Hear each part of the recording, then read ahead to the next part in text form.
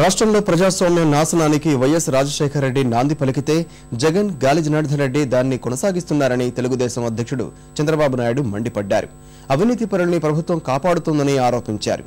ఖమ్మం జిల్లాలో వస్తున్న మీకోసం పాదయాత్రలో పాల్గొన్న బాబు బుధవారం అర్ధరాత్రి వరకు యాత్ర సాగించారు.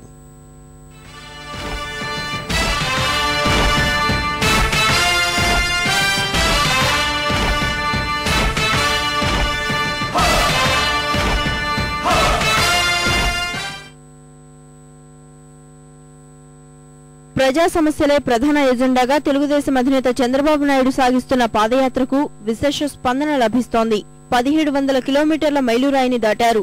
అడుగడుగునా ప్రజా సమస్యలను తెలుసుకుంటూ అన్ని వర్గాల ప్రజలకు నేనున్నానని భరోసా ఇచ్చారు.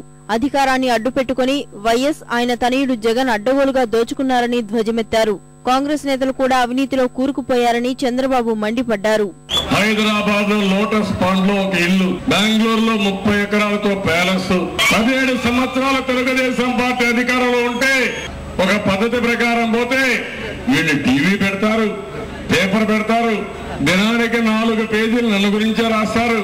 అదే పని ఆ పేపర్ కి ఎమ్మెల్యేల్ని బజార్ లో పశువుల మారిగా 10 కోట్లు 20 కోట్లు పెట్టి కొంటారు. నాకైతే అసూయ కలిగింది. ఇది ప్రజాస్వామ్యమా? ఇదేనా విలువలు? లేకపోతే డబ్బుల స్వామ్యమా? అర్థం కాని పరిస్థితి తీసుకొచ్చారు.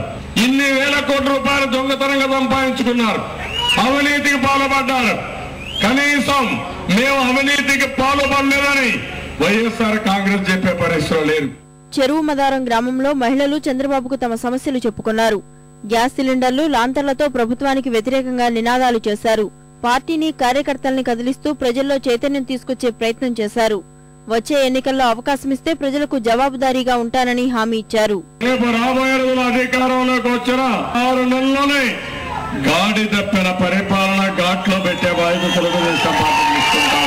పేదవాళ్ళందరికీ 600 రూపాయలు వృద్ధాప్య పెన్షన్ ఇవ్వడానికి తెలుగుదేశం పార్టీ సిద్ధంగా ఉంది. అదే మరి వితంతులు కూడా 600 ఇస్తాం.